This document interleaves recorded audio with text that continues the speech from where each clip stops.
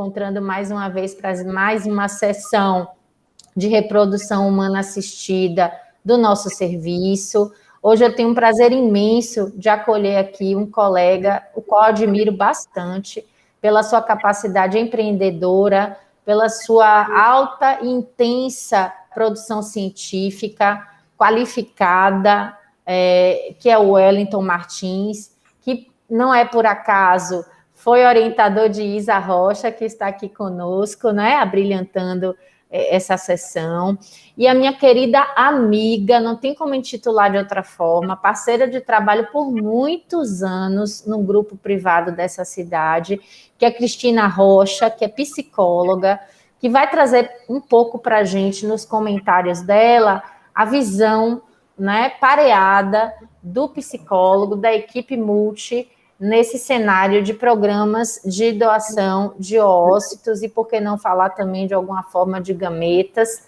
para que a gente traga para vocês essa perspectiva.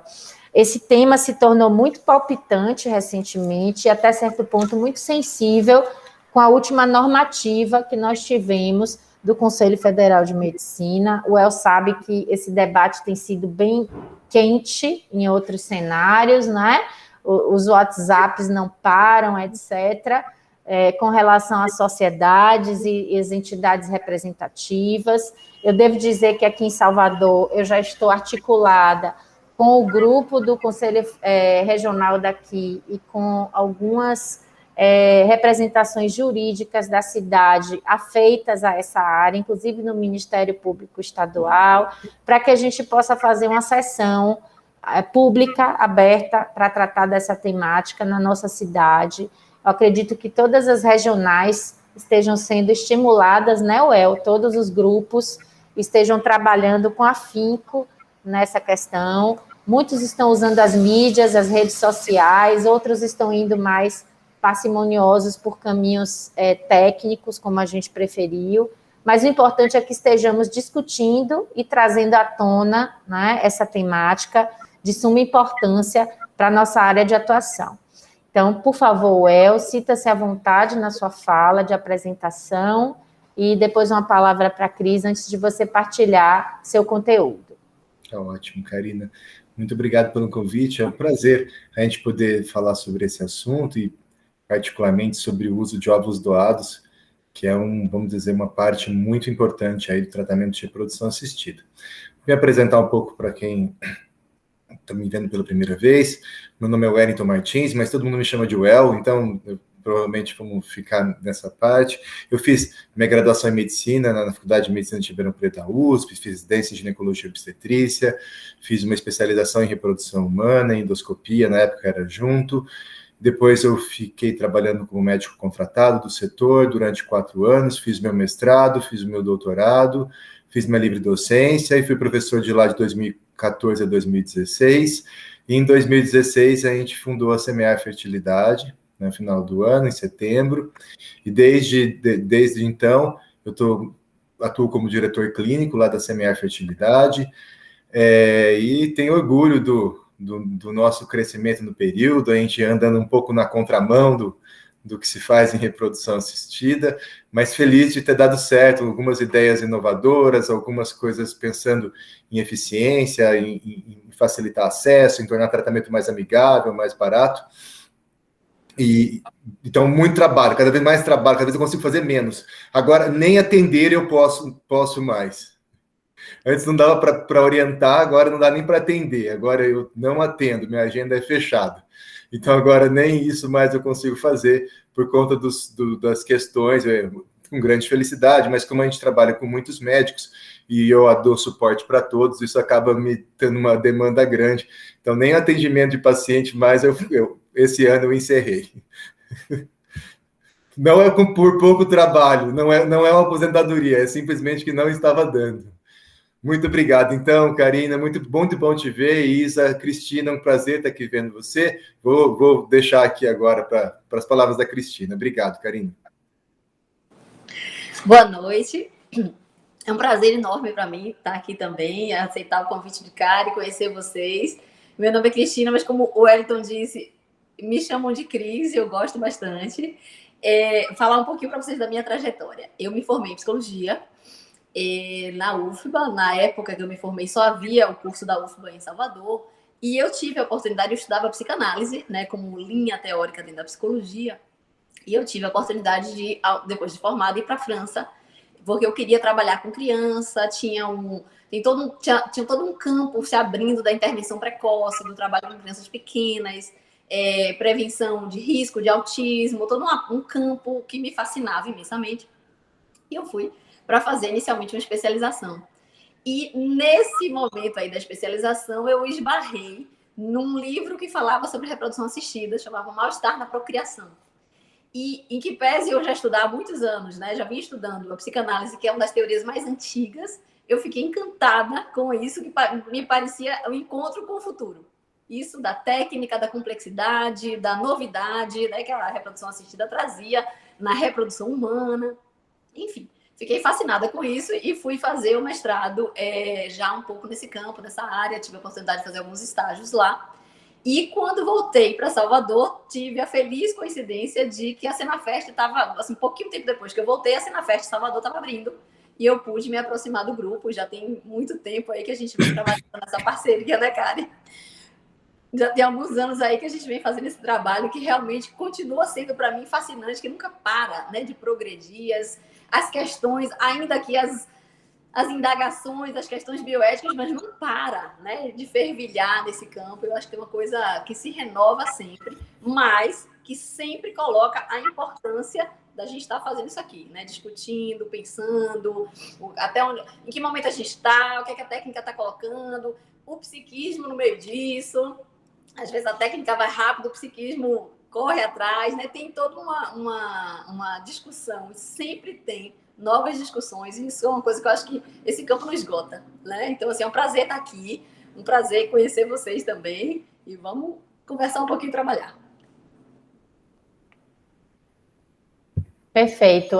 Você consegue compartilhar? Obrigada, Cris. Consigo, Fica sim. Com a gente. Eu vou tentar, Karina, uma coisa que eu gosto, talvez não fique o melhor para vocês, tá?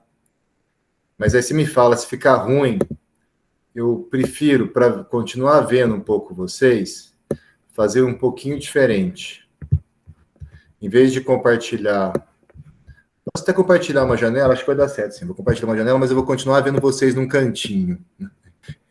Que eu gosto. Tudo bem.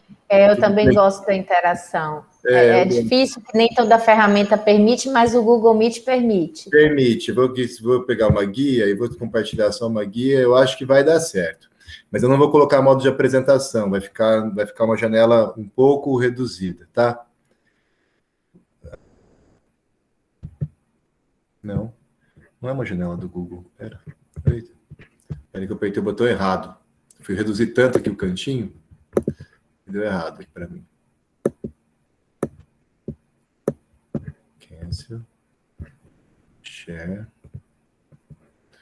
Uma janela. Bem-vinda, Ednei. Vamos chegando. Pessoal, que o Eu está se organizando aqui. Obrigada.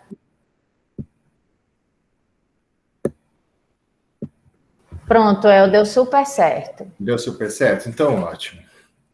Bom, eu vou ficar assim, que eu estou vendo vocês aqui num cantinho pequenininho e estou apresentando minha tela aqui do lado. Não vou colocar em modo de apresentação, mas assim acho que fica suficiente. Então, muito obrigado de novo, Karina. É um tema que eu gosto muito. Eu acho um tema fundamental em reprodução assistida. Vamos dizer que a reprodução fica muito, muito, muito limitada. Se um dia restringirem, eu fico com medo. É uma das coisas que eu mais tenho medo de reprodução. Mais temo. Eu mais morro de medo. Assim, que isso sim acaba com tudo. Se um dia restringirem o uso de óvulos doados.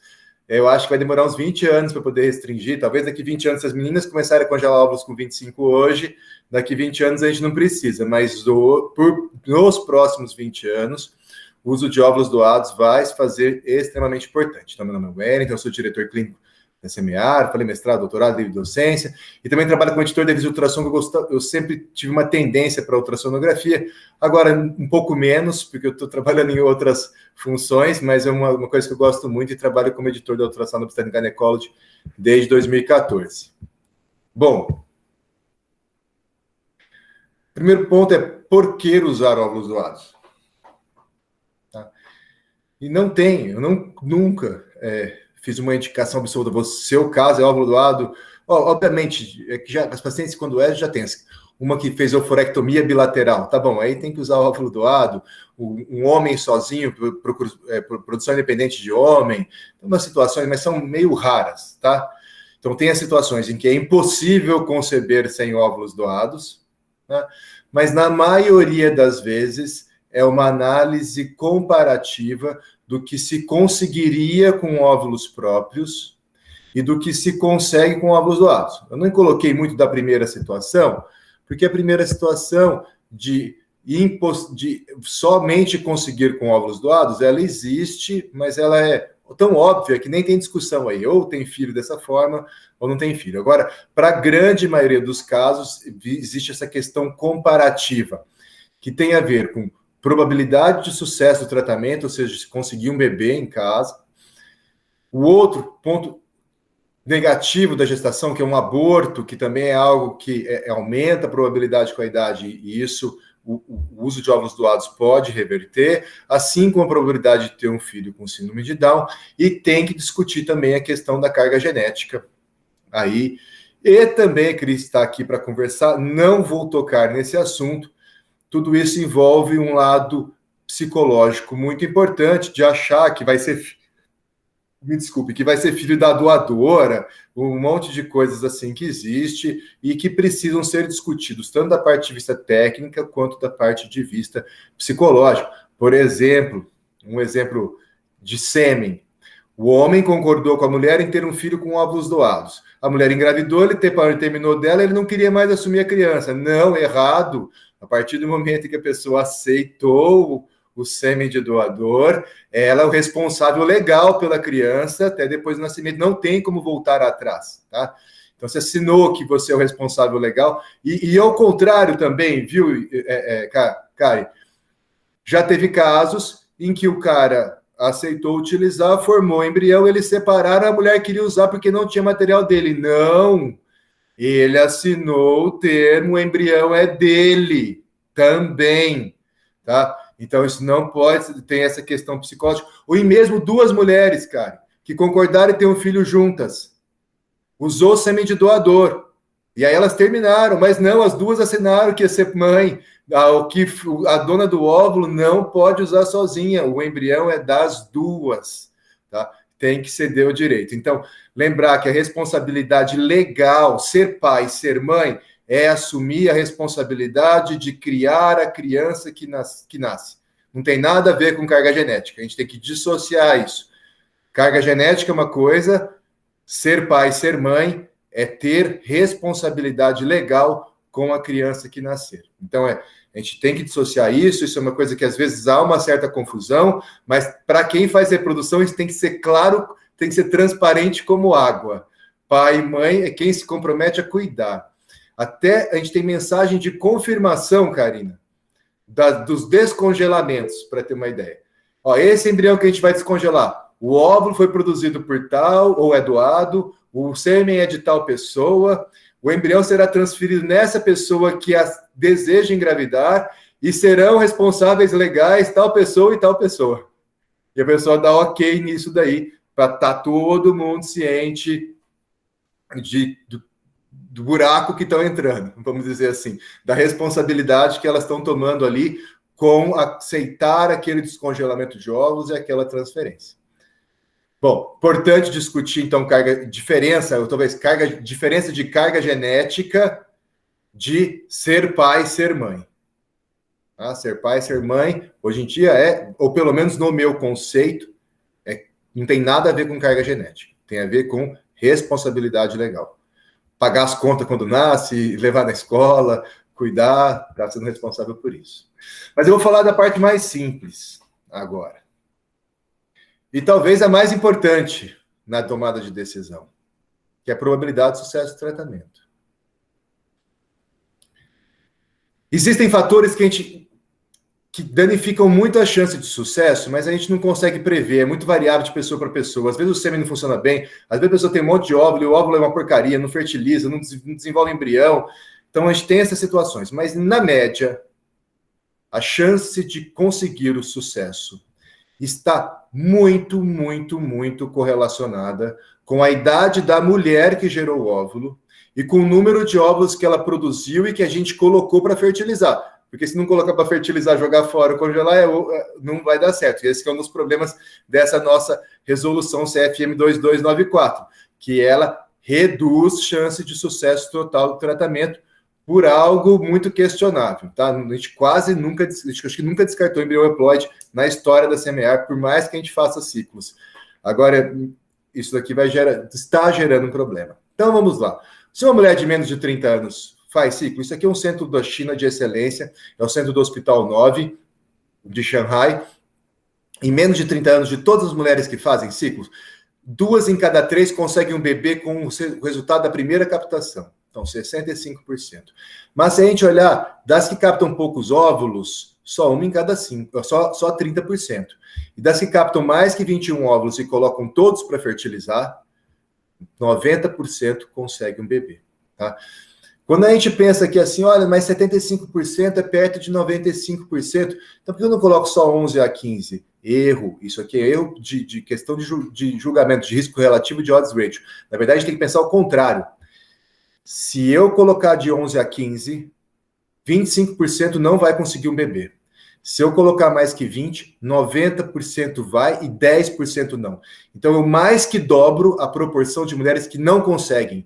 Eu vou ter que repetir um segundo tratamento em mais que dobro das pessoas. Porque eu ia, de 100 pessoas, eu ia repetir o tratamento em 10, e agora eu tenho que repetir o tratamento em 25. Eu mais que dobro o custo relacionado, custo e exposição ao risco de uma segunda estimulação, de uma segunda captação, tudo isso, tá? Então, veja o quanto que isso é deletério, eu limitar o número de óvulos, tá? E a situação fica muito mais dramática ainda nos outros casos, tá? Depois eu posso colocar. Então, esse é um número, 65%. Se eu pegar mulheres de mais de 41 anos, média, 4% conseguem um bebê. 96% não. Vamos limitar para 8 óvulos? Então, beleza, maravilha, isso é ótimo, tá tudo certo, limitar a 8 óvulos. Tá bom. 10% consegue bebê, mas a paciente captou 40 óvulos. 30. Se eu colocasse todos, provavelmente ela teria 60% de chance de conseguir um bebê. Mas eu vou ter que colocar 8, vai dar 10. Aí eu vou submeter de cada 100 mulheres 90, e eu poderia ter feito com que só 40 precisasse fazer um segundo ciclo. Mas de uma forma geral, só para perceber e chegar no ponto do doado, porque isso não tem a ver com doado, tem a ver com outro ponto, mas que também é importante, a chance de conseguir o sucesso vai de 2% com mulheres de mais de 41 anos e baixa reserva, até 90% de chance de sucesso, considerando mulher com boa idade e alta reserva variando. Então eu saio. Se fala que de 8 a 80, na FIV é pior, é de 2 a 90. Tá? Então aqui, na FIV pode ir tanto de 2 a 90. E tem tudo no meio aí, dependendo da idade e da reserva variando. Bom, e com óvulos doados? Com óvulos doados é simples, ó. Pensa, vai receber, sei lá, 4, 6, 7 óvulos doados, vai ficar aqui na faixa de 40% a 50%, dependendo se é doador, tem 31, 34, se tem menos que 30, vai ficar ali um kit de óvulos doados de mais ou menos 6 óvulos, tá? Vai dar aí uns 40%, 50% de chance de conseguir um bebê. E se ela usar 6 kits de óvulo, dá mais de 90%, aproximadamente 95% de chance de conseguir um bebê. Por que eu falo 6 kits? Que a gente tem aqui o programa nosso de múltiplos doados, que permite que a pessoa use até 6 kits de óvulos, se houver necessidade, tá? Ela vai usando somente se não consegue beber, e com isso ela tem aproximadamente 95% de chance de ter um filho. Não lembro de uma que não tenha conseguido, mas a esperada é que 95% saia com um bebê, se puder ter acesso até 6 kits. E a gente tem um programa nosso que permite ter acesso até 12 kits, aí é somente se o azar for gigantesco para ela não conseguir um bebê. Tá? Ou se tiver um problema uterino muito sério, alguma coisa assim. Tudo bem, Kari? Tá claro? Minha voz? Tá tranquilo, bem? Estamos te ouvindo muito bem, está muito bem ilustrado com o que você está trazendo. Tá ótimo. E essa daqui é uma outra forma de ver a mesma coisa, tá? Da chance de sucesso pensando na idade e no número de óvulos obtidos. Então, é tão correlacionado que dá para criar uma curva para cada idade. E o que a gente percebe? Vamos lá. 20 óvulos, porque fica mais fácil diferenciar. Dá 95% de chance de conseguir um filho se a mulher for doadora, tiver menos de 30. Dá 90% se tiver 35 anos. Vou descer um pouco mais. Se ela tiver 38 anos, dá 70%. 20 óvulos. Se descendo um pouco mais, para 40 anos, 50%. Os 20 óvulos aos 42 anos, dá 35%. E 20 óvulos aos 44 anos, dá 15%. Qual que é o ponto? Vai conseguir 20 óvulos de mulher de 44 anos? É difícil. Então, a gente tem que, com a idade, a gente vai conseguindo menos óvulos, tá? E cada óvulo dá menos chance de conseguir um bebê. Tem a ver com aneuploidia, eu posso até mostrar uns gráficos, mas lembrar que um dos pontos relacionados a isso é, quando eu formo embriões, tá? Tem uma variabilidade interindividual também, mas é bastante relacionado com a idade da mulher. Com menos de 30 anos, 1 em cada 4 é alterado, 25%. Com 38, 40 anos, 50% é alterado. Com 43, 44 anos, 90% dos embriões são alterados. Tem cromossomo sobrando ou faltando. E eu vou ter embriões com pior mitocôndria, citoplasma não funciona tão bem. Quando é bom, eu também engravido um pouco menos, tá? Mas o fator principal de engravidar menos é a taxa de aneuploidia, mas mesmo os euploides ainda não têm o mesmo desempenho, talvez por alterações aí no maquinário celular. Tá? Então a gente tem isso também para colocar. E usar óvulos doados, você corrige esses problemas. Qual que vai ser a taxa de aneuploidia de embriões de óvulos doados? Aproximadamente 25%. A vantagem, para a mulher, ela é maior, quanto maior for a idade dela, e pior for a reserva ovariana, quando eu estou pensando em probabilidade de sucesso. Tá? Então, quando eu volto aqui, olha, você quer fazer um tratamento com óvulo próprio ou com óvulo doado? A senhora tem 39 anos, baixa reserva. Chance de sucesso, 10%. Com óvulo doado, 50%, 40%, 50%. O que é melhor, doutor? Melhor é usar óvulo doado, é mais chance de sucesso. É que você tem que falar também do lado genético. O bebê gerado, que vai ser seu filho, não terá a sua carga genética, terá a carga genética da doadora e de quem gerar o sêmen, que pode ser o sêmen doado ou o sêmen do parceiro. Então, a carga genética tem que ser explicada como um contraponto. Muito bom. Probabilidade de aborto. Tá? Também, aborto é um evento adverso, faz a pessoa perder tempo, corre risco de perder o útero, tem um impacto psicológico grande, que a Cris vai colocar isso também. Aborto, para muitas pessoas, não é tão fácil tolerar, apesar de ser um evento comum, esperado, e que não tem jeito de reduzir para menos que 10, 15%. 10, 15% é o mínimo que se consegue de aborto. Você tem que tentar evitar isso. Então, a paciente chegou lá, 39 anos de novo, a mesma. Qual que é o meu risco de abortar se eu engravidar? Não tive nenhum aborto, eu tive um. Olha, vai ficar na casa aí dos 25, 30% de risco de abortar. E se eu usar o óvulo doado, doutor? Mais ou menos cai para uns 10%. Tá? Então, você vai ter uma redução importante no risco de aborto ao utilizar óvulos doados. E isso vai depender, obviamente. Tem 45 anos. Aí você vai, a chance de sucesso é nada, é maior, o benefício é maior. A chance de sucesso é mais baixa, o risco de aborto dela é mais alto, então, comparativamente, vai ficando cada vez melhor usar o óvulo doado, quanto maior for a idade da pessoa que você está conversando e menor for a reserva ovariana dela. E, de novo, mais um ponto que é fundamental discutir é sobre a probabilidade de ter um filho com síndrome de Down. Tá? Na questão da probabilidade de ter um filho com síndrome de Down, usando o óvulo doado, eu falo que em média é 0,1%, é 1 em 1000. Tá? É mais baixo se a doadora tiver 20, 25 anos, mas se colocar aí em torno de 0,1%, fica bem claro. Obviamente, você pode apresentar especificamente para a idade. Se ela tiver 40 anos, o risco é 1%.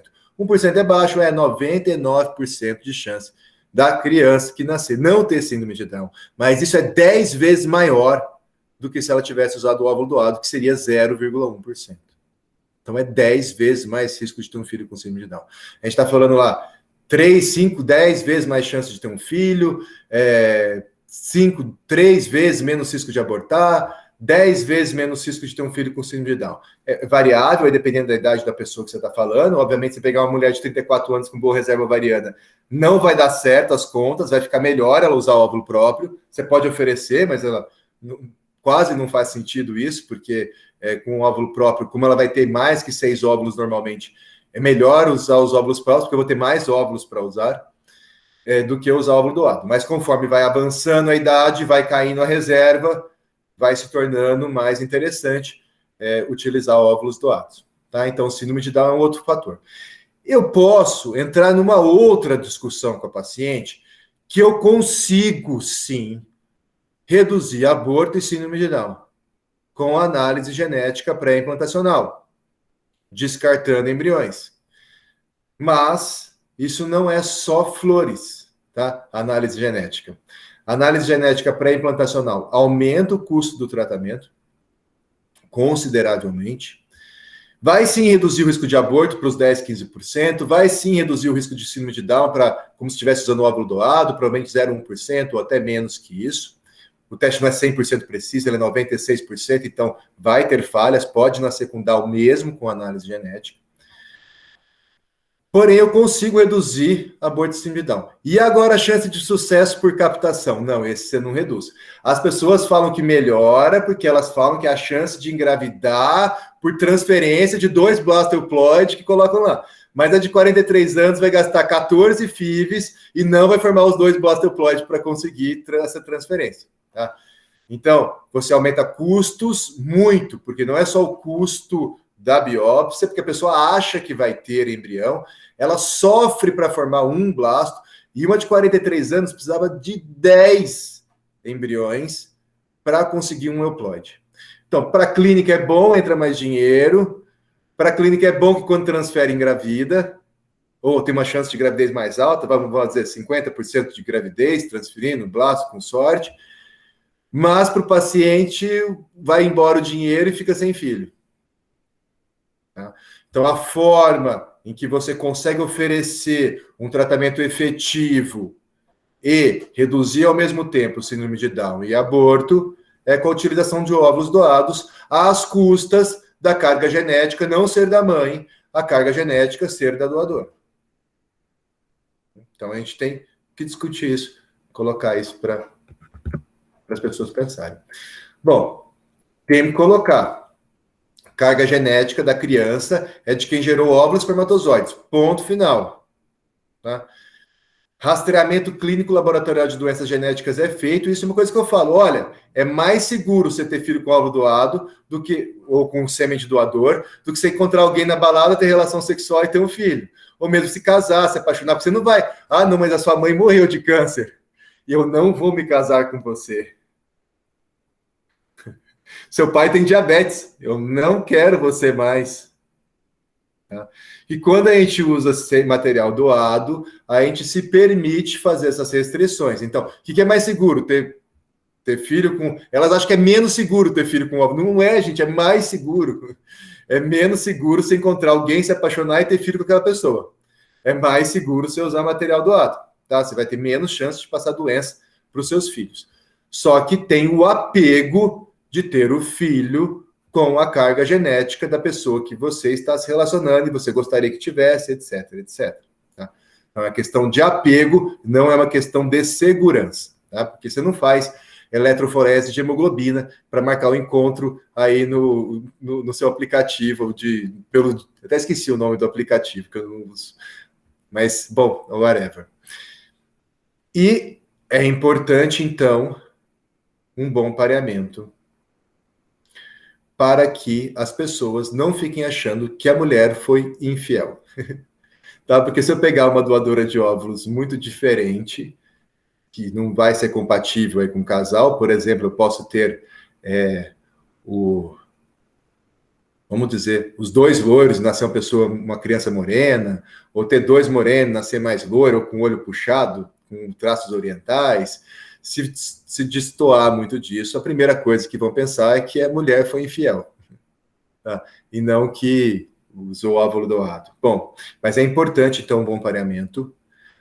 Não que isso seja relevante, tá? E até o novo termo, vou até colocar, não que seja relevante. Se for dos pais contar para todo mundo que foi de material genético doado, nenhum problema. Zero. Não, é óvulo doado. Não tem nenhum problema, tá? E, eventualmente, se houver dificuldades de encontrar doadoras compatíveis, esse acaba sendo um caminho muito mais fácil, tá? De utilizar material genético diferente. Mãe é oriental, o pai não, mas não acha doador oriental. E agora? Vamos usar material genético que não seja, tá? Para facilitar. E depois se conta isso. Então é importante, mas na média as pessoas querem que pareça, as pessoas querem ter a possibilidade de contar apenas se quiserem ou se achar o momento adequado e de não estar tendo que ficar dando explicação por que a criança não é semelhante ao casal, porque essa é uma explicação socialmente exigida. Se você sai com alguém que não parece... Sai lá o casal com uma criancinha e não bate aos olhos, gera uma motivação para se perguntar o que aconteceu, tá? E às vezes o casal não quer ficar dando explicação o tempo todo, ou qualquer coisa desse ponto. Muito bem, então é importante fazer um bom pareamento para minimizar esse problema, porque é um desejo dos casais. Aí talvez esse lado psicológico a Cris fale muito melhor que eu.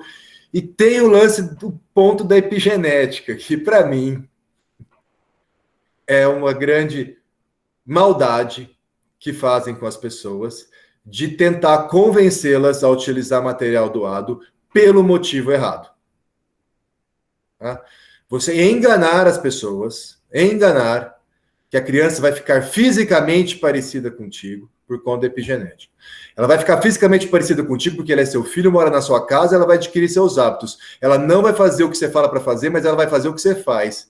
Então, ela vai ficar fisicamente parecida contigo porque ela vai morar contigo. A epigenética não faz nada de ficar parecido, tá? A epigenética tem mais risco de hipertensão se a mãe é diabética, e aí as pessoas colocam isso para um convencimento inadequado, irresponsável. Eu fico muito chateado quando as pacientes cedem, porque todo mundo quer isso. Então, a pessoa fala o que o outro quer escutar, mas é uma maldade sem tamanho, tá?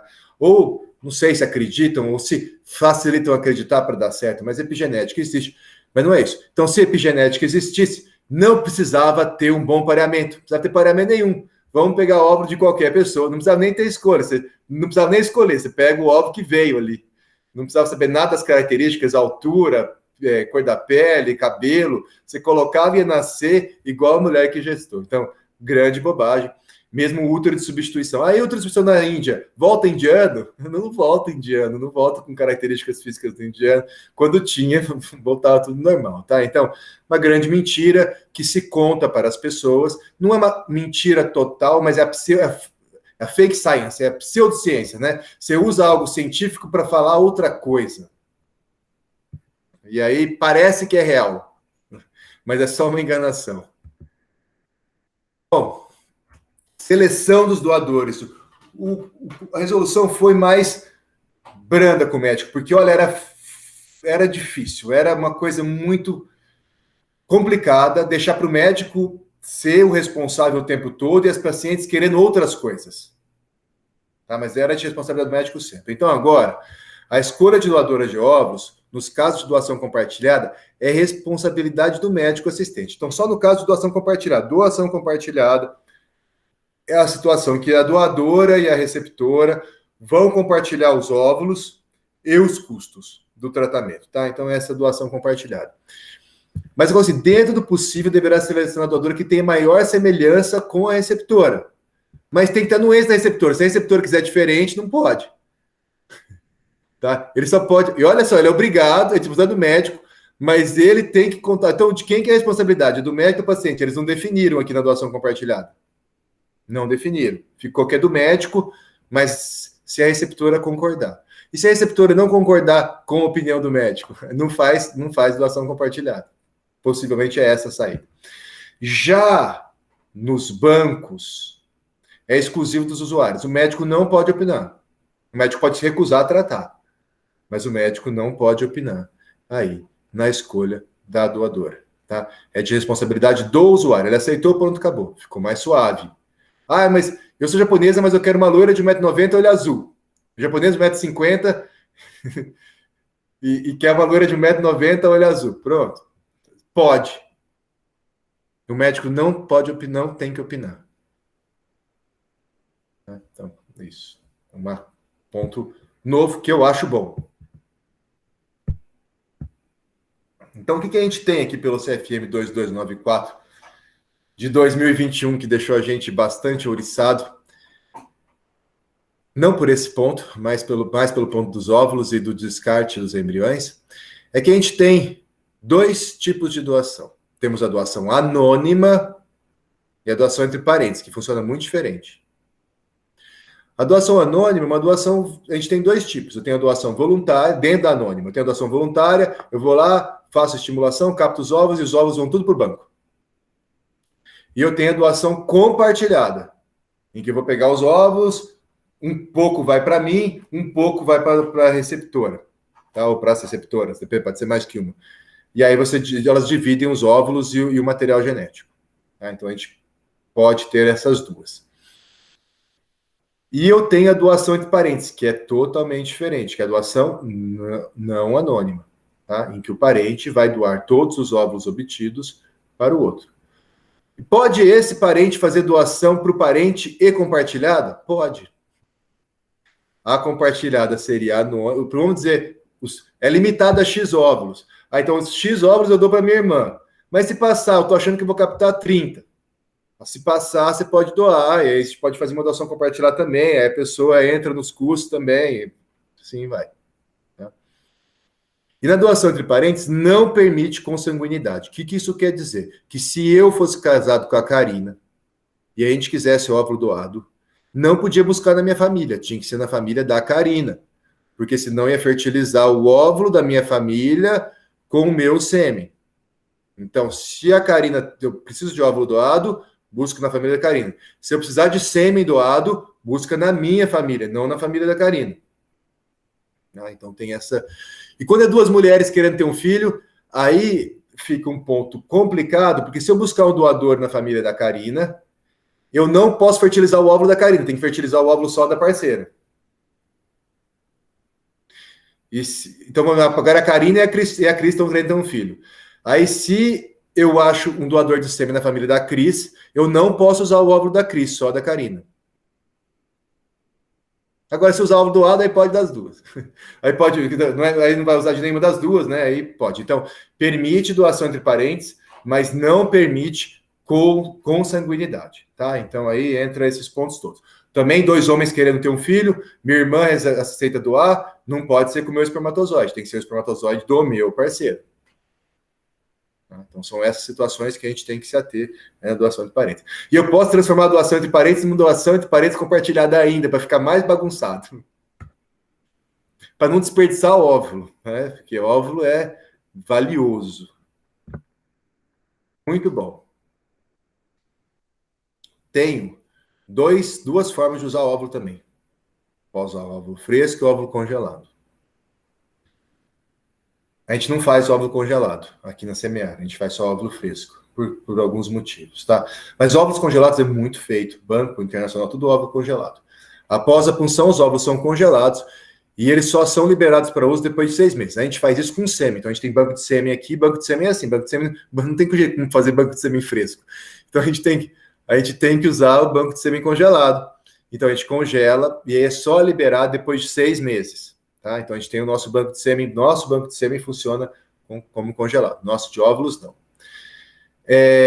Do ponto de vista de óvulos e também do sêmen, é mais cômodo para quem vai usar. Você tem um catálogo com as possibilidades e a pessoa escolhe dentro daquele catálogo, sem necessidade de espera para pareamento, esperar a doadora iniciar o tratamento, saber se vai captar óvulo ou não. No final não tem óvulo, tem frustração só, não dá errado. Tudo isso. E geralmente, quando você usa óvulo congelado, você faz o preparo da paciente para ela receber os embriões assim que eles estiverem prontos e não congelar o embrião. E aí, num programa, vamos mudar aqui, para óvulos frescos, funciona um pouco diferente. Então, e para óvulo doado, tem um outro ponto. Me desculpe, congelado tem outro ponto. Eu trabalho numa clínica aqui em Salvador. Eu quero o óvulo congelado lá da clínica, lá da Semear. Opa, eu mando o óvulo congelado para a clínica da Karina. Fácil. Tá? Então, isso também vem da Espanha, vem da Ucrânia, vem da Argentina. Então, a gente vem óvulos congelados de vários locais. Isso permite aí essa assim como o sêmen. Vem sêmen dos Estados Unidos, vem sêmen da Europa, vem sêmen de tudo quanto é canto. Programa de óvulos frescos, que é o que a gente faz, tá? Os óvulos são doados imediatamente após a punção, doação imediata. Não são doados 6 meses após ser congelado, doação é imediata. Então, é necessário pareamento prévio. Eu já saiba para quem que aqueles óvulos vão. E eu tenho que ou coletar a sêmen no mesmo dia, ou ter a amostra congelada. Quando não tem, o que acontece? Perdeu a chance de receber o óvulo doado. Não vai receber. Os óvulos não são congelados para aquela pessoa aqui no nosso serviço. Então, se ela não conseguiu ter o sêmen naquele dia, ela perdeu o pareamento, vai ter que buscar outro doador. Então, a gente faz isso aqui, porque eu só trabalho com óvulo fresco. Por que a gente só trabalha com óvulo fresco? Porque o resultado é melhor.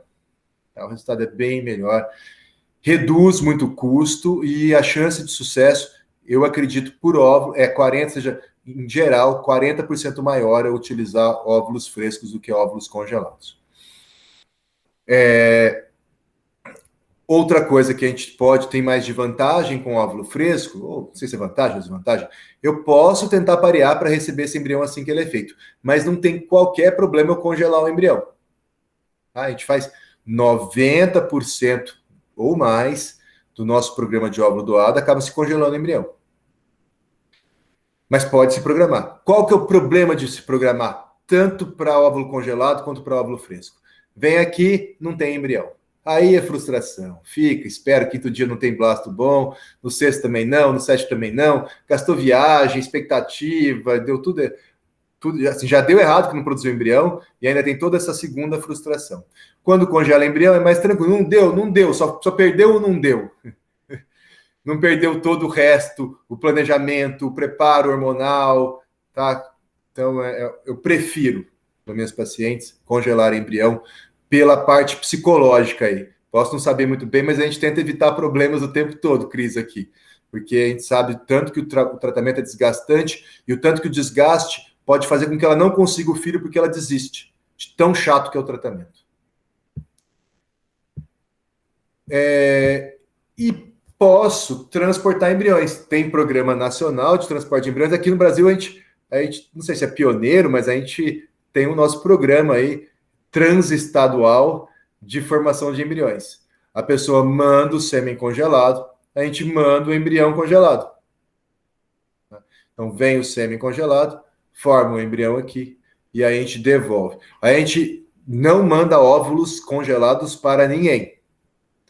Mas a gente tem parceria com outros centros de reprodução, em que a gente recebe o sêmen congelado, ou às vezes até o marido vem aqui coletar o sêmen, mas o embrião é enviado para a clínica de origem, para essa transferência ser realizada no local de preferência.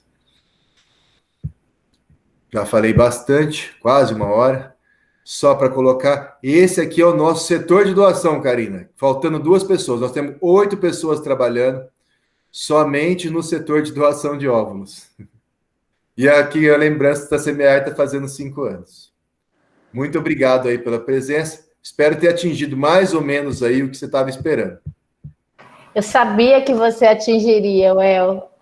Olha só, como é que uma pessoa monta um serviço com essa proposta que você tem, em 5 anos de mercado, com uma sala exclusiva e 8 profissionais dedicados a um programa de doação de ossos. Não podia convidar outra pessoa aqui no Brasil para falar, né, desse tema.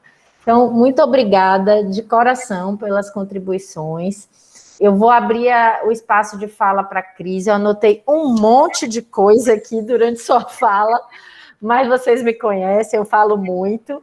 E como eu sei que Cris também gosta de falar, eu vou deixar a Cris começar, depois eu trago alguns questionamentos e também abro para as pessoas, né, que com certeza vão aproveitar aqui da expertise de vocês, tá bom? Cris, por favor. Então, né, depois de uma fala tão interessante, a gente tem que dizer, tá com tempo? Bora. Vai até que horas isso?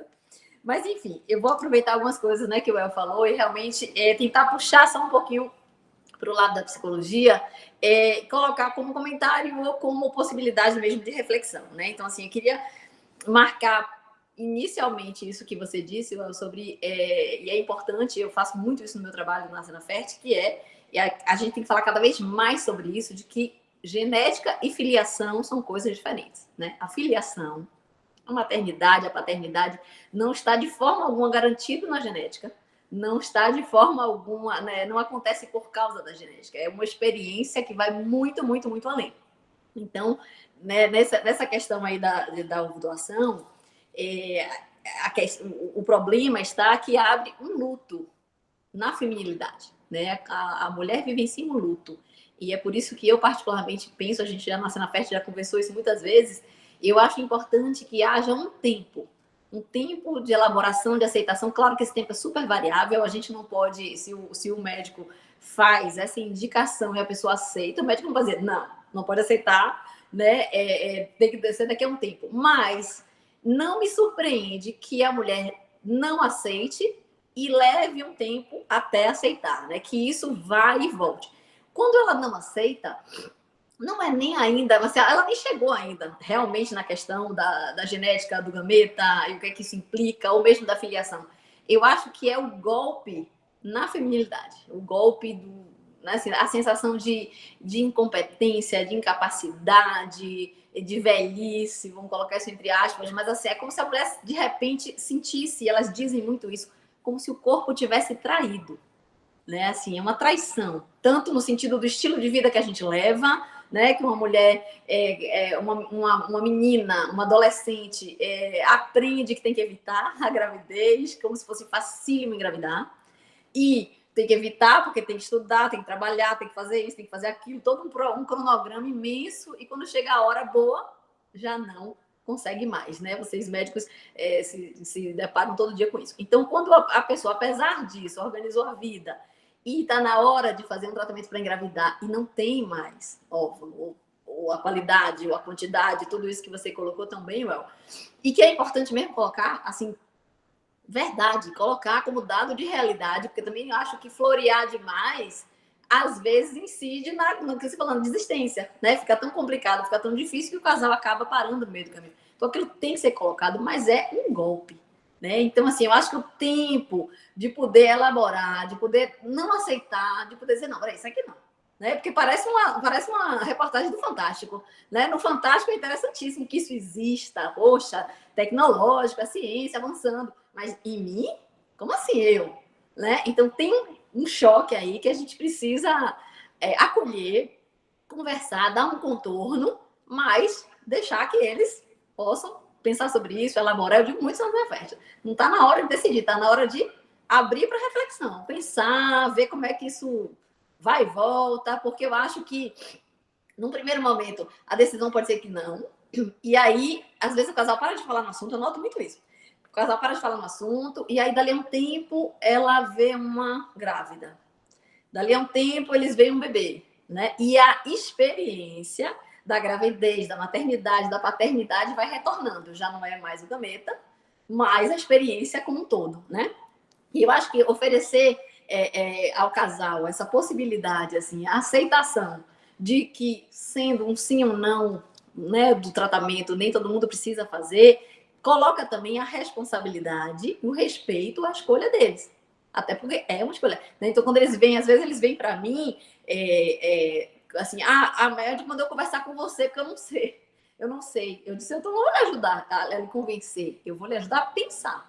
O que vai acontecer, aí vocês vão fazer isso depois, esse movimento. Eu vou lhe ajudar a pensar sobre isso. Eu vou talvez perguntar mais coisas do que responder. Eu vou talvez trazer mais pontos de reflexão do que de resposta, mas não me interessa que você faça o tratamento. Me interessa que a sua decisão, quando ela chegar, seja legítima para você na sua vida. Eu digo isso a cada mulher, casal que chega lá na sala, lá na clínica, a Karina sabe, né, que a gente lá trabalha para que o casal tome uma decisão legítima, interessante, com a qual eles possam arcar, e não no sentido de convencer para captar, enfim, mais tratamento.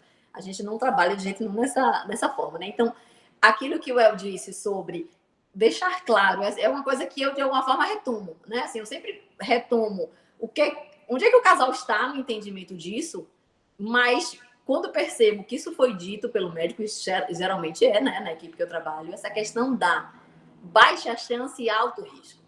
Né? Eu sempre sublinho.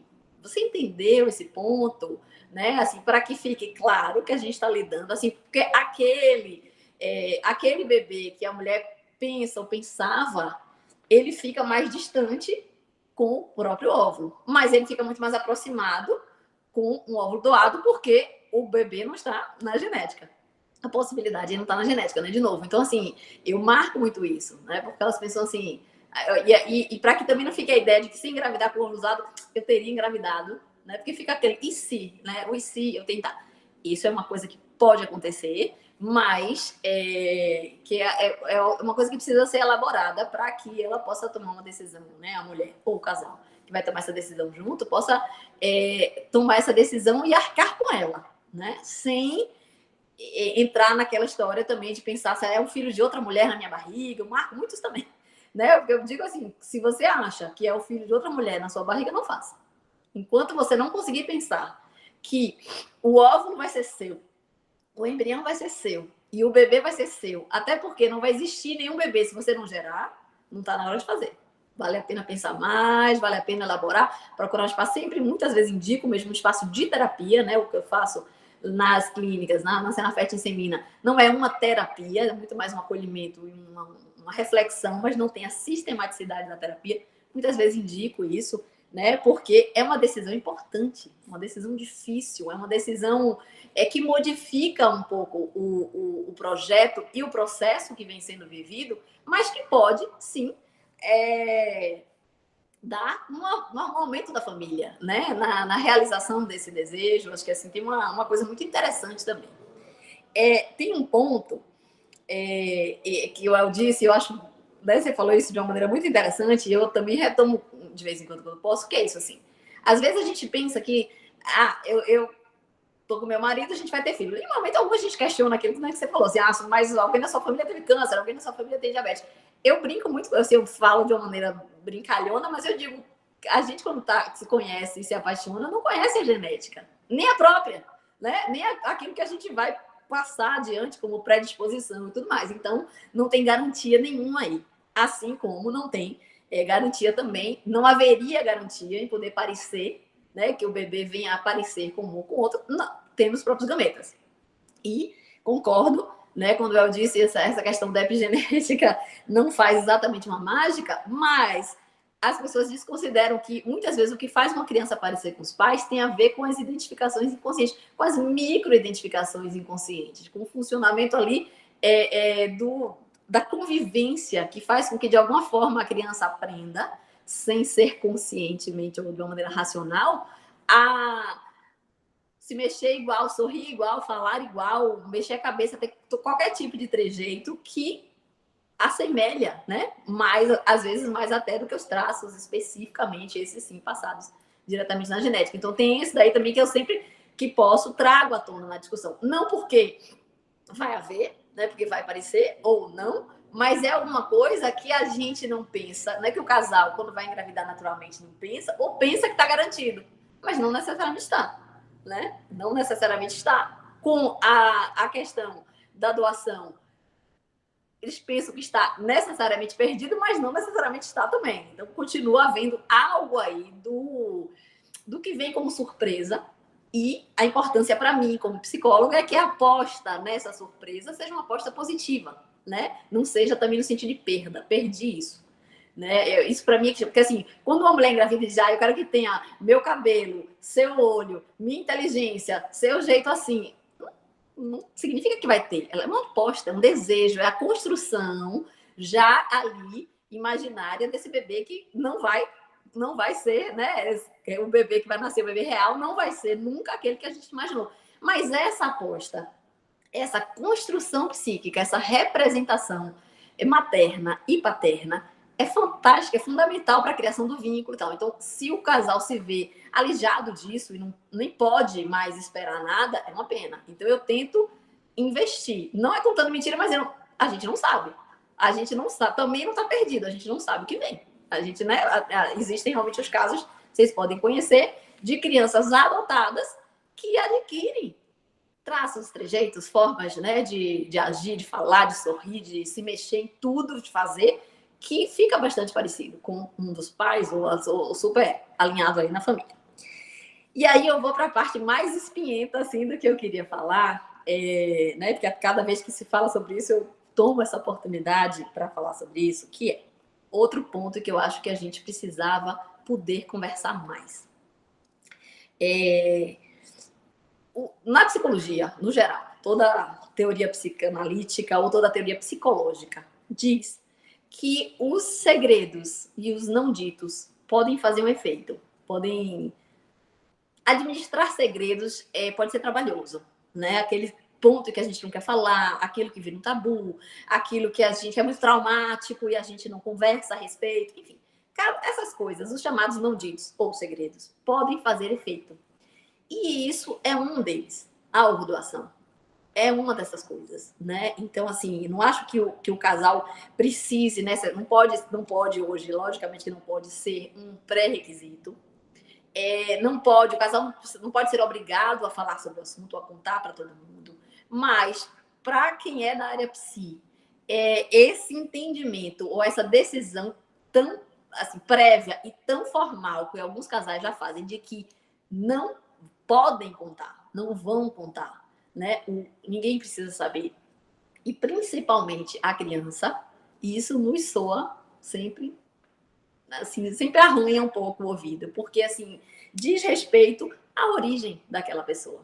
E se você aceita, e se você tá bem, se é da sua decisão e do seu desejo, por que não poder falar sobre isso? Não estou dizendo que não seja complicado, mas existem coisas complicadas na vida, por que a gente não pode encontrar uma forma de falar? Encontrar uma forma de situar a pessoa de uma maneira legítima na sua história. Por que isso aconteceu?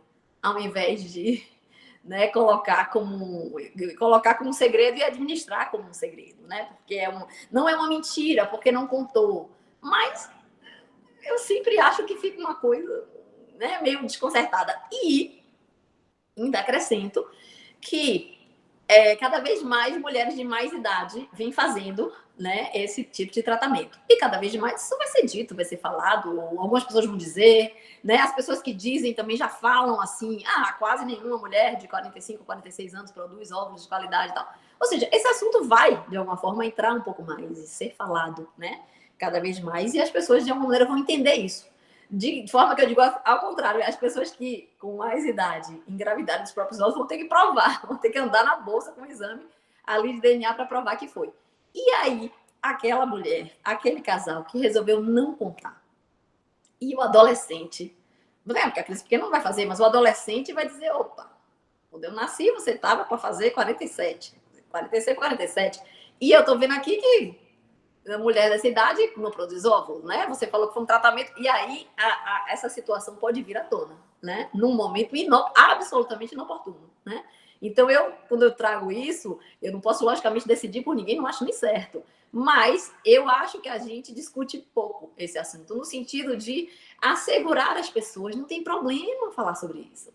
Não tem nada demais falar sobre isso ou poder contar realmente. Não é que todo mundo participe da decisão, né? Por isso eu não acho. Eu acho que o casal decide, a mulher se vai fazer uma produção independente, o homem se vai fazer um tratamento também, o casal, qualquer que seja a forma e a constituição dele. Não precisa envolver todo mundo para que todo mundo opine. O casal não pergunta a todo mundo se deve ou não deve engravidar. Mas, uma vez que fez o tratamento, ou mais para frente, ou a criança nascida, esse assunto, na minha opinião, ele é pouco discutido e pode dar numa coisa complicada, porque, como eu estou dizendo, quando a pessoa guarda essa ideia que não é para contar, parece que tem alguma coisa errada ali.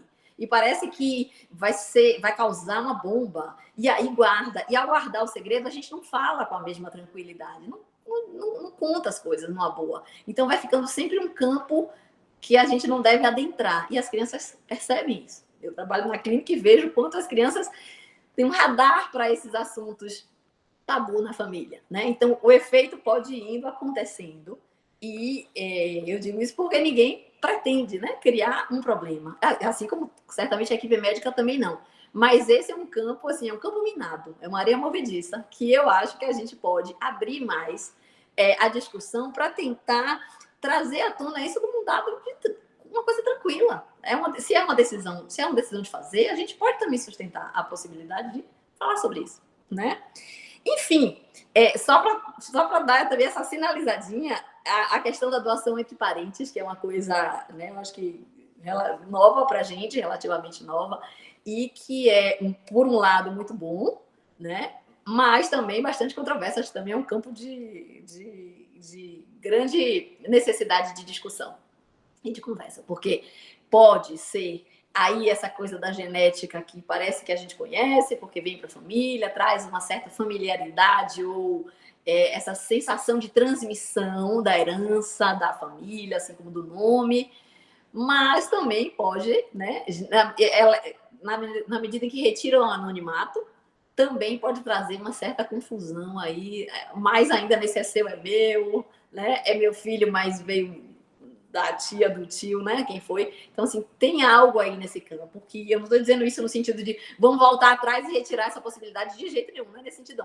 mas vamos avançar e falar mais disso para ajudar melhor as pacientes a desfazer esses nós que embola psiquicamente, sabe? Assim, até onde vai o direito da que doou, até onde o do que doou, até onde vai o direito, até onde vai o dever, até onde fica uma dívida, até onde, sabe? Assim, no campo psíquico, também a gente entra num campo, um certo campo minado aí dessas relações. Em que pese, possa ser algo bastante interessante, que eu acho que tem um campo aí de avanço interessante.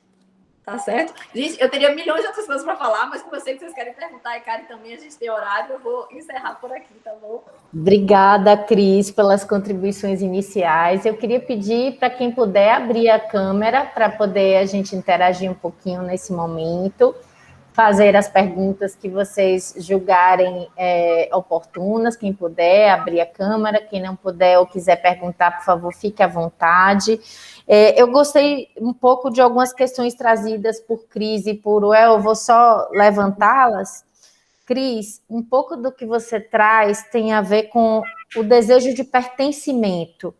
Como você disse, essas pessoas já passaram por um certo luto na hora em que vem suas impossibilidades de gestar naturalmente. Depois vem a questão de utilizar ou não a sua genética. Claro, tem todo um processo de elaboração que pode ser feito. Mas aí vem essa história do pertencimento. Então, daqui que a pessoa consiga, né, maturar, elaborar esse momento de pertencimento, para ela escolher um símbolo e se apegar a esse símbolo no tratamento para garantir esse pertencimento, vai em tempo, como você colocou, né? Pode ser que ela entenda que o pertencimento seja, por exemplo, um deslocamento dessa herança genética para a vivência do parto e da gestação. Eu já ouvi muito esse tipo de relato.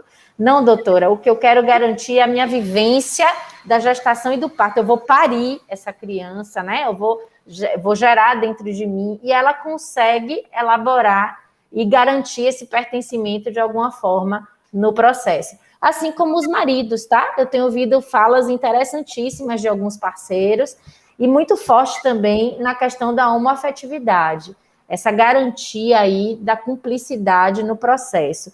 Porque quando você adota uma criança, querendo ou não, ok, você vai garantir um momento vivencial, como o El trouxe, né? De você criar, pagar as contas, não foi assim, ó, é o que você trouxe? É óbvio que a gente tem esse envolvimento quando a gente adota por amor, né? Num processo como o que a gente propõe nos programas de doação, eu acho que esse desejo implícito de pertencimento vai além, né, Cris? A pessoa quer viver um pouco mais do que a criação. Então, eu costumo levantar a lebre nas consultas em 3 compartimentos, para ajudá-los a refletir. Eu falo, olha, você tem a genética, você tem a vivência da gestação e do parto, e o momento da criação. Eu chego a brincar, às vezes, quanto você atribui na sua vida de maior importância? Aí eu vou discutindo um pouco e pescando esses símbolos com o casal. E é lógico que num momento terapêutico mais específico com a psia, isso é mais aprofundado. Mas é importante para o clínico também ter um pouco dessa leitura, né? Desse entendimento de como é a dinâmica daquele casal. O que importa exatamente para aquele casal? Uma vez eu ouvi de um senhor que procurou atendimento, a esposa já tinha 45 anos. É muito duro para a mulher, né? Esse enfrentamento de algumas impossibilidades. E o parceiro botou a mão na mesa, batendo assim, ó, e disse assim, eu quero saber se a senhora vai me dar um filho saudável. Eu falei, eu não tenho esse poder, meu senhor, nem que eu aplique qualquer técnica reprodutiva mais avançada, como o El bem trouxe aqui, eu posso coletar óvulos de qualidade, de repente até por doação, eu posso aplicar a análise genética numa mulher com as indicações e desejos específicos nesse sentido, mas garantia não existe isso. Existe uma aleatoriedade biológica, existe um processo gênico que vai muito além do cromossômico, e nós não vamos alcançar na fertilização in vitro. Então, é desmitificar mesmo, né, esse poder que foi atribuído à reprodução assistida, de uma certa onipotência mesmo, e que alguns casais até se apegam enquanto fantasia para superar as dificuldades. Isso não é real, é muito importante a gente estar aqui discutindo sobre isso, e o El foi muito claro, olha, vamos falar aqui de matemática, vamos falar de estatística, de probabilidades, isso tem que ser dito, é duro, é hard, mas precisa ser dito, porque uma tomada de decisão, as escolhas que você toma, elas têm que ser baseadas no conhecimento de causa, no esclarecimento. A pessoa é leiga a princípio, ela não tem o domínio desse conhecimento técnico, então ela precisa ouvir de um profissional sincero, honesto, que não está ali para fazer nenhum tipo de, vamos dizer, investimento financeiro. A ideia não é essa, nós estamos assistindo pessoas. Então, quando ela diz assim, olha, não gaste seu dinheiro aos 44 anos, com a baixa reserva ovariana, que você não vai engravidar, use óvulo doado, eu estou com ele. Eu acho que a gente tem que ter essa clareza. Por outro lado, existe o contraponto, que eu queria até colocar a Isa aqui na discussão, que a gente já conversou um pouco sobre isso. Nem todo mundo alcança, a reprodução humana assistida de alta complexidade. E o nosso dilema hoje, num serviço de baixa complexidade e público, é discutir riscos com as pacientes que procuram a gente com perfil já de alta complexidade, mas que não vão fazer alta complexidade. E dizer a ela, olha, sua taxa de aborto é sim em torno de 40%, 60%, ok? Sua chance de ter um bebezinho mal formado é sim de X%, e assim vai, para ela entender onde ela está pisando. Porque na cabecinha dela, ela está ouvindo um especialista que faz reprodução humana assistida e que tem a solução dos problemas dela. Não é real isso, tá? Nós somos parceiros da natureza, tentando superar impossibilidades ou obstáculos, algumas vezes até meros observadores, não é verdade, Uel?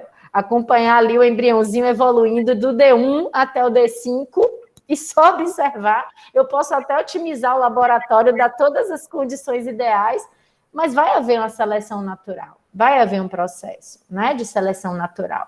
Então, eu queria chamar um pouquinho Isa para contribuir com a gente nos comentários e depois trazer, né, um pouco dessa retórica para vocês dois de volta, tá bom? Vamos lá, Isa, você está com a gente ainda? Oi, gente. Eu estou sim, cara, e depois você não pode esquecer que tem umas perguntas aí que eu vi César Você está acompanhando? Eu não estou acompanhando o chat. Eu posso até fazer perguntas aqui já, ó. Terezinha, você quer abrir a palavra para perguntar logo após Isa?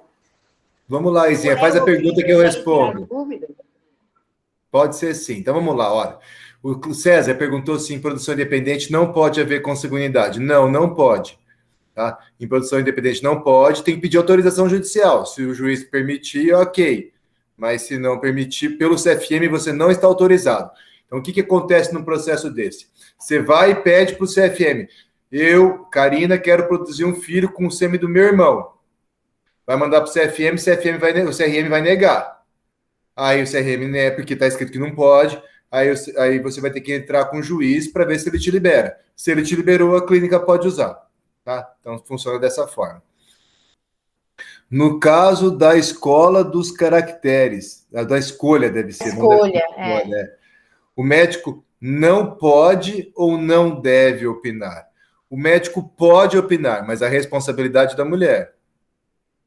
Tá? Na escolha das características. Pode opinar. O médico pode falar, isso não é um problema. Ele está ali como consultor. Então, eu acho que até uma obrigação. Mas a escolha a responsabilidade pela escolha não é dele. E era. Então, se solicitado... Só um parêntesezinho acrescentado. Isso mesmo, Ednei. A gente antigamente respondia por essa escolha, tá? Co-partícipe. Tinha sempre uma pessoa designada na clínica como essa interface do programa de doação, para evitar um pouco que isso se ampliasse, digamos assim, na informação, né? Mas, e era anônimo. Lembremos que agora a gente teve uma certa mudança aí no perfil, mas era anônimo. Então, para garantir esse anonimato, privilegiar o sigilo, a privacidade, a gente designava uma pessoa para o programa. Você viu que o El tem 8, hein? Ele é danado. Então, assim, a gente hoje vê que essa atribuição está mais com a pessoa que está fazendo o tratamento, porque os bancos internacionais também entraram no circuito. E os bancos internacionais são simples assim, você entra num site e faz sua escolha. Agora, eu queria acrescentar, Well, que eu ainda acho o ingrediente do clínico consultor fundamental.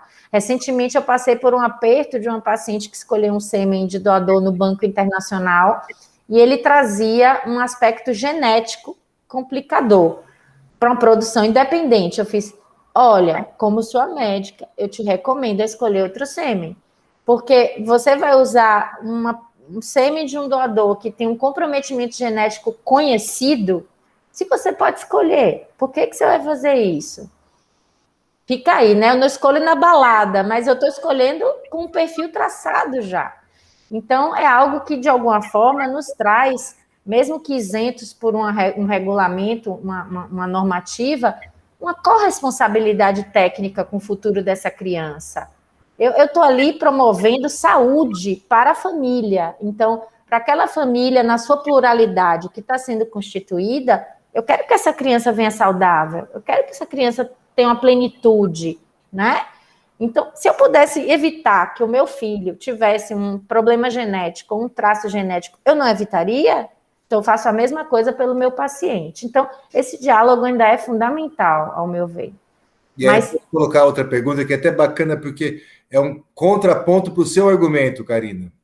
Então, vai. E esbarrar na eugenia. Então, porque eu posso dizer que eu falo assim, reprodução humana, vamos transformar em reprodução bovina. Eu gosto da ideia, não é o geral, mas eu vou pegar, ninguém mais vai usar óvulo próprio e sêmen próprio. Nós vamos ter uns 500 doadoras mulheres, sem nenhuma doença genética conhecida, uns 500 doadores homens, com as características genéticas mais desejáveis, sem nenhuma, vou combinar entre eles, e aí vamos produzir 1 milhão de embriões, e você escolhe no mercado um embrião para colocar no útero, que vai ter o menor risco de doença, malformação, e vai ter as características físicas desejadas. Meio gataca, vai ter menos risco de doença cardíaca. Então, a gente tem essa possibilidade. Se a gente, como população, quer isso ou não, é uma outra história. A gente nunca vai sair dos 2% de malformação, que é por acaso, tá? Malformação, 2% de malformação grave, coração fora do lugar, coluna tá torta, esbarrou. De 2 a 5% é a nossa margem, não tem como sair dela. Não tem como, exatamente. O César colocou do Admirável Mundo Novo, mas a gente está aí. Então, isso é possível. Um dos meus livros de cabeceira, Cezinha. Isso é possível, é desejável por muitas pessoas e temido por muitas outras. Ednei, o que limita a função de quem faz reprodução humana assistida, e Cris me conhece já há muitos anos, e o El já conhece minhas posições dos grupos nossos de discussão, sempre vai ser a bioética. Não tem como sair disso, tá? Mais do que normativa, vem a nossa consciência enquanto profissionais do que é benéfico, né? Do que não é maléfico. A gente vai ter que sempre dar uma temperada em relação à autonomia. O El é um grande defensor da autonomia, tá? Eu sei disso. A gente conversa muito sobre isso. E, assim, o tripé, ele tem que ser equilibrado, tá? Um paciente não pode vir com uma composição que a gente saiba que, naquele momento, pode ser relevante para ele, e lá adiante, isso é completamente desconstruído, porque as relações são muito dinâmicas. Eu vou exemplificar, tá? Eu vivi uma situação exata do que o El trouxe em relação a mudanças familiares, né? Um casal que fez tratamento, foi com o óvulo de uma das participantes do processo e um sêmen de doador. Foi algo combinado, acordado, vivido, assinado, juridicamente compartilhado, eticamente combinado, passou por Cris, passou por mim, por todo mundo, e 2 anos depois do nascimento das crianças, houve uma ruptura conjugal e uma briga judicial pela guarda das crianças. E aí eu recebo no meu consultório para emitir um parecer técnico sobre de quem era o pertencimento dos óvulos. Que tal para você?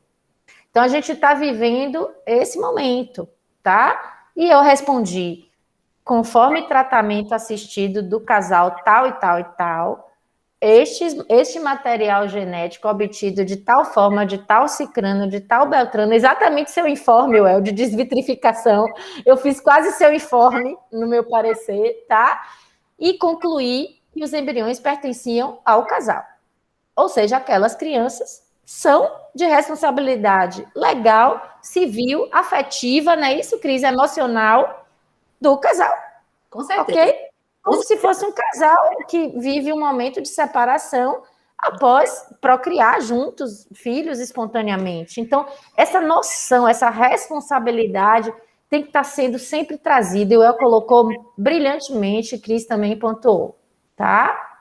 E como se não bastasse, Karen, ter que atravessar uma separação dos pais, o que já é difícil para as crianças, essas brigas de guarda parece que retiram da criança um dos dois, um dos pais. Exatamente. Mãe, né? Exatamente. A organização da família, mas assim, é péssimo para as crianças.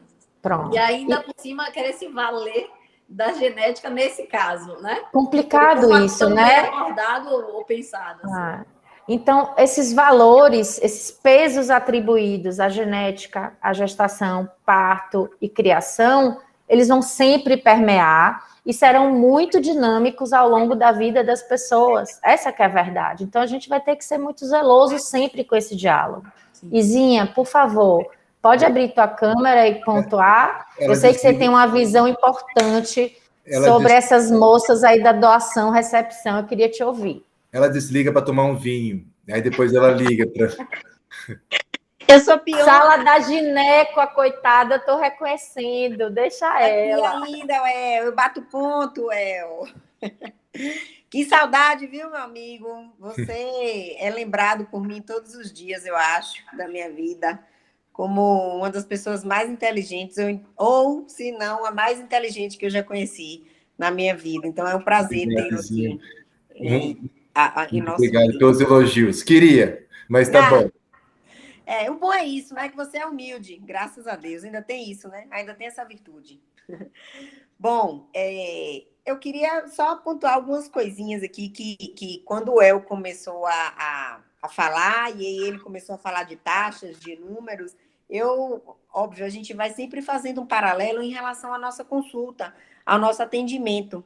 E aí, um discurso que eu costumo utilizar bastante para as pacientes é: a minha posição hoje, então, do outro lado de uma parede de acrílico, né, transparente, porque, enfim, lá no IVE a gente tem, né, essa divisória, infelizmente, eu tenho que me colocar do lado da razão, né? Porque eu sei que a paciente, o casal, entra muito com o lado emocional, né, Cris? Então, eu me sinto muito obrigada a falar de números, a falar do racional, para que isso ajude eles a decidirem. Então, um pouco aí do muito que o El falou, eu acabo utilizando na consulta, porque, infelizmente, essa é a realidade, né? Qual é o objetivo? Né? E eu costumo sempre falar que o objetivo meu é o mesmo objetivo do casal. O meu objetivo, né, como eu falo aí, é bom que faz mais ciclos, mas, na verdade, se a gente olhar racionalmente, é muito melhor a gente ter um casal que faz um ciclo e sai super satisfeito e sai me indicando para toda a cidade, do que aquele casal desgastado que faz 1000 ciclos, né? Então, assim, independente do lado financeiro e da quantidade de ciclos, não vou fazer essa conta, óbvio, mas, assim, se a gente for pensar na satisfação do casal, né, acaba que o meu objetivo é o bebê em casa, assim como o do casal. Então, cabe a mim também, na tentativa do convencimento pelo tratamento com óvulo doado, falar de números, de taxas, né? Então, isso é básico, assim, né, na nossa consulta. Em relação a outra questão que eu queria perguntar, em relação à epigenética, às características, que aí Cris pontuou bastante. Eu tenho um caso muito emblemático, assim, que eu gosto muito, né, desse exemplo, mas por N outros motivos, que era uma pessoa muito iluminada mesmo, que fez tratamento com óvulo doado aos 34 anos, mas ela usava muito o termo, assim, o óvulo foi doado e o sêmen do marido. Ela falava que a família toda sabia, enfim, ela é jornalista, por isso que eu falo até mais abertamente sobre esse caso, porque ela resolveu divulgar para todo mundo que ela fez tratamento com óvulo doado. E aí ela fala que o filho dela tem os olhos do marido, mas o olhar dela, né? Então, toda vez que eu falo essa frase, eu me arrepio. É impressionante. Assim, acabei de falar e acabei de me arrepiar.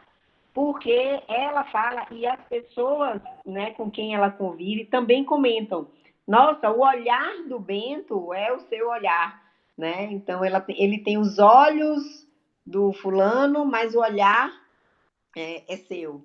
Então, isso é muito interessante. E ela se vê, né? Ela se vê na criança, assim como a família dela também vê. É impressionante, assim, como ela relata, né? Que todos, apesar de todos saberem que o filho, né, proveniente de um óvulo doado, enfim, né, tem características dela. E em relação ao sigilo, Cris, que você abordou aí, eu acho, poxa, extremamente delicado falar disso, né, de quando quebrar o sigilo, se vai contar ou não. Eu acho que talvez, né, vale a pena um termo aí, né, de sigilo temporário, né? O que eu costumo falar com as minhas pacientes é: isso não deve ser uma preocupação agora, neste momento, se vai contar ou não para a criança ou para a família. Eu acho que em respeito a esta dúvida, né, se vai ser aberto ou não, se vai ser quebrado ou não esse sigilo, vamos manter o silêncio por enquanto. Mas que, em um momento oportuno, o casal pode pensar sim em quebrar o sigilo. Mas eu achei muito, muito, muito interessante essa sua abordagem de já ir amadurecendo, né, a possibilidade de quebra de sigilo. Confesso que isso eu não abordo muito. Eu só falo que pode ser postergada essa preocupação, nessa decisão, na verdade, se vai quebrar ou não o sigilo. Mas, do jeito que você falou, eu acho que é algo a se pensar também, né, de abordar. Porque talvez valha mais como uma prova de aceitação, né, para ela colocar na cabeça: poxa, qual o problema, né? E também, assim, se isso for descoberto mais adiante, quão problemático isso não poderá ser, né? Quão mais problemático poderá ser. Quando eu falo, né, assim, foi até um médico lá da clínica que disse isso, assim: Cris, não se preocupe com isso não, porque daqui a pouco vai ficar óbvio, assim, retroativamente, né, vai ficar difícil de negar. para as pessoas que têm, né, a idade um pouco mais avançada. Mas quando eu falo, quando eu questiono, é mais nesse sentido mesmo, assim, de por que não que a gente, enquanto corpo que trabalha com isso, né, que equipes de saúde possam ir desmistificando isso, no sentido de poder... Claro que a decisão vai ser do casal, e é claro que a gente vai respeitar a decisão do casal, que não consigo contar, não quero falar agora, mas e poder colocar isso como algo que não é complicado, né? Porque eu acho que quando a gente, de alguma forma, corrobora, sei lá, o casal fala, não, mas não vai contar para ninguém nunca vai precisar saber, já tem uma coisa assim, como se houvesse algo aí por trás. E isso dentro da psicologia, para qualquer assunto, não é esse assunto específico, no campo da psicologia, quando tem algo que fica assim interditado de ser falado, seja porque é traumático, porque foi um segredo, porque foi escondido, porque revela algo dos outros, isso pode dar uma complicação maior do que trabalhar isso, avançar nisso. As crianças são super resilientes para assuntos difíceis, espinhentos e até traumáticos, só que a gente que não sabe falar, a gente que não sabe lidar com aquilo, sabe? Assim, porque os casais às vezes me perguntam assim, mas como é que a criança vai lidar com isso? A criança lida com o grau de normalidade que os adultos trouxerem para a mesa. A questão, os adultos é que não lidam, assim como a morte ou outros casos, outras situações que não sejam de violências extremas, a criança lida tão bem quanto o adulto conseguir lidar e dar o contorno, né? Assim, poder falar sobre isso, poder falar várias vezes, refalar, porque a criança vai e volta naquele assunto até organizá-lo na cabeça, mas não é complicado, como gostam de pensar. Então, eu sempre acho que, assim, que a equipe de saúde, as equipes de saúde no Brasil e no mundo, deveriam poder falar mais sobre isso para tornar a coisa mais tranquila e mais palatável. E o casal, logicamente, vai decidir se ou quando fazer, ou contar, né? Não é que eu digo que tem que ser, mas eu acho que pode ser. E não precisa ser complicado. Pode ser mais complicado se não se sabe e o casal briga. Aí na hora da briga não é nem seu pai. Ele não é seu pai, ela não é sua mãe. Oi, como assim? Para ainda. Né? Então, assim, sair em existem momentos mais inoportunos para isso aparecer, e aí sim causa um estrago do ponto de vista psíquico muito maior do que se aquilo é contado. Como na adoção, às vezes a gente for pensar, antigamente não se falava na adoção, né? Não se contava. Eu fico pensando que a gente fica num cenário parecido ao que era da adoção. Não se contava e hoje em dia não se concebe, né? Ninguém concebe não contar a uma criança. E não passou a ser super simples. O que é simples é o nosso olhar sobre isso. É óbvio que tem que contar. Um avanço cultural, né, Cris, de alguma forma. Exatamente. A gente deu... o passo foi esse, porque adotar, se era complicado, continua sendo, não passou numa genética compartilhada ali, todas essas questões. Mas eu acho que no campo da reprodução, esse assunto ainda fica... Né, assim, o que eu acho interessante é que às vezes o casal se apega a isso como uma garantia. E aí onde eu questiono, porque não vai precisar falar para ninguém. E porque vai haver que haja a compatibilidade de características, eu acho massa. Não acho que tem que ser, não tem que ser uma loira de 1,90 com uma asiática, como o El trouxe. Mas, até pode, se o casal abrir, mas não tem que ser. Mas o não poder falar é que é o ponto, sabe? Agora, se vai falar ou não vai falar, cada família vai ter uma forma. Eu só acho que a gente precisa avançar aí nisso, porque a premissa de não falar, ou né, essa de não falar nunca, faz com que a coisa continue encoberta, como se tivesse algo ali. Eu acho que vai tender a haver uma melhora e uma ampliação cada vez maior dessas discussões, inclusive com as comissões de especialidade que estão se abrindo, Cris. A psicologia está sendo fortalecida no cenário da reprodução, né, Well? A gente tem cada vez mais ampliadas discussões multidisciplinares, o investimento da SBRA, da SBRH em fazer isso, e eu acho que isso vai ser muito salutar, tanto para o clínico não carregar sozinho, né, esse processo, que isso é uma falha muito grande. Acho que a gente tem que trabalhar com as expertises e os olhares diferenciados juntos pelos casais. Pelo demandado da hora, eu passaria a noite com vocês, ainda mais a companhia dos dois, né? A gente podia transferir para o Pinguim, né, Well, nos bons tempos. Mas eu vou convidá-los às últimas palavras. Queria agradecer a Isa, que contribuiu aqui, como sempre. O próximo mês, Isa vai estar com a gente aqui fazendo alguns ajustes de cronograma. A gente está estudando aí alguns convites para a gente manter a sessão até o final do ano. Esse mês a gente tem garantidos, né, até o dia 30/9, com toda quinta-feira uma sessão. E pedir a Cris e a Uel que, por favor, façam suas considerações finais, as mensagens para quem vai assistir a posteriori e para quem ficou conosco aqui nesse finalzinho de tarde, início de noite já. Muito obrigada, meus queridos. Uel, quem faz primeiro? Eu ou você? Eu? Gente, eu gostaria de agradecer, foi um prazer participar, ouvir, né, conversar um pouquinho com vocês sobre isso.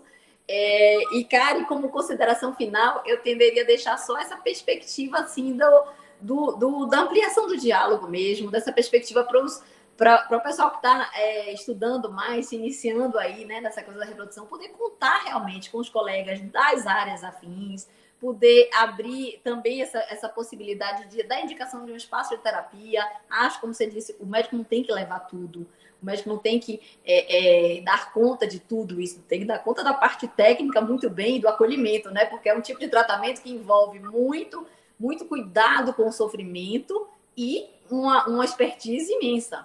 Isso já está de bom tamanho, né? Mas poder contar realmente com os colegas das áreas afins, e os citam aí também para isso, poder indicar um espaço, poder abrir essa perspectiva, porque realmente vocês não poderiam fazer as duas coisas, nem realmente que quisessem, né? Então, acho que é mais isso da gente cada vez mais consolidar essa parceria no trabalho nas equipes e caminhar aí com o próprio avanço que a coisa vai tendo, né? Mas quero agradecer, quero dizer que foi um prazer participar e fico muito obrigada. Agradeço também, Karina. Um grande prazer. Isa, muito bom te rever. Muito obrigado aí pelas palavras carinhosas. Uma coisa só para reflexão, então, só que fica, Karina, para eu terminar, é como continuar tendo doadoras. Como ter mais oferta de óvulos do que demanda. Como reduzir a espera por óvulos doados. Tá? Isso é uma coisa para as sociedades pensarem, o que é possível, acreditar que pessoas vão doar altruisticamente os óvulos, se submeter a uma estimulação ovariana, ultrassons repetidos, uma semana com dor, síndrome de hiperestímulo, tendo que ir ao hospital eventualmente, altruisticamente, é complicado. Eu não sei, assim, o tanto que eu vejo, na verdade, as regras como sendo elas regras mais prejudicando quem elas falam que estão ajudando do que, na verdade, as regras só ajudam o poder estabelecido. As regras nunca ajudam quem está sendo beneficiado pela regra. Então, um monte de regra do trabalho, faz não ter empresa, empregado fica tudo à toa e você contrata por nada. Igual nos Estados Unidos não tem lei nenhuma trabalhista, mas todo mundo para trabalhar, você recebe o olho que quiser, está todo mundo lá em contrato e vai. Então, eu vejo as regras geralmente. Então, a regra da pessoa não poder receber só prejudica a pessoa que não pode receber, prejudica a pessoa que está querendo o óvulo e não tem doadora para isso. Eu sou muito defensor da autonomia. Aqui a gente não faz nada disso, a gente é defensor da autonomia, mas primeiro respeitando as regras, tá? Mas se me perguntarem a opinião de como que deve ser, a minha sempre vai ser respeitando a autonomia de todo mundo envolvido. Contratos existem, tem que ser respeitado, propriedade privada e liberdade da pessoa escolher que ela tem um benefício e que ela está beneficiando alguém. Mas a gente não tem isso, a gente anda pelas regras, mas é difícil pelas regras, ter a oferta necessária de óvulos para a demanda que existe das pessoas que postergaram a maternidade por conta da efetividade dos contraceptivos, sem saber da consequência que isso tinha no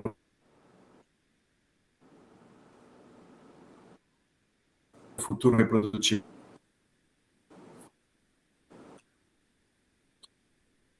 dela, da necessidade.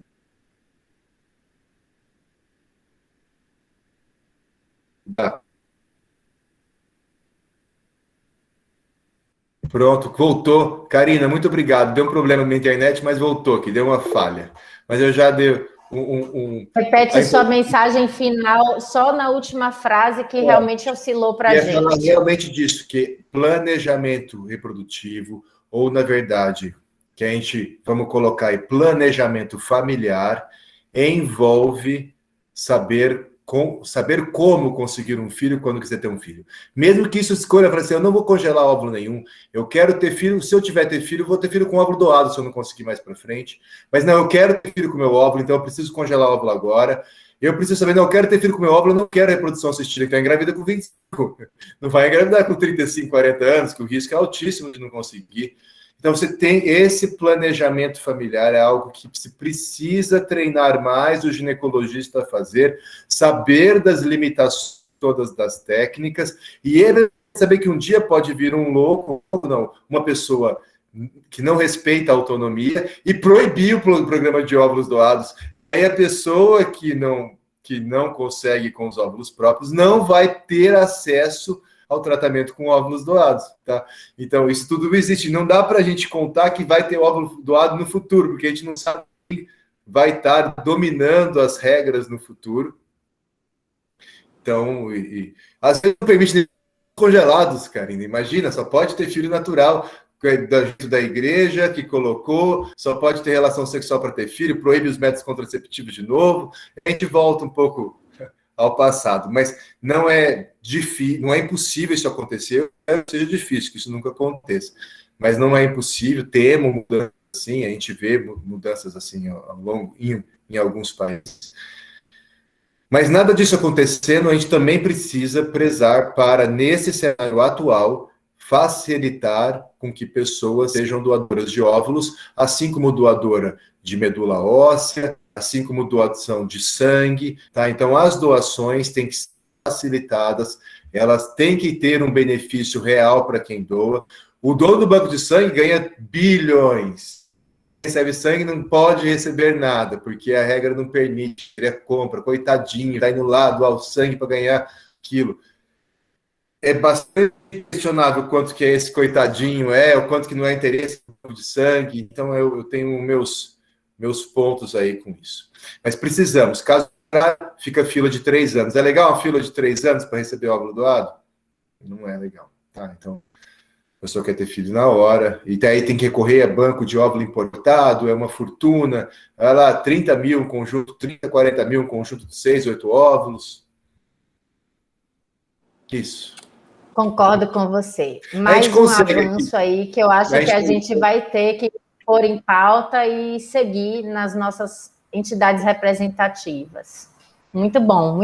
Excelente mensagem final. Gente, muito obrigada a vocês, viu? Bom demais revê-los, mesmo que assim, dessa forma. Um beijo.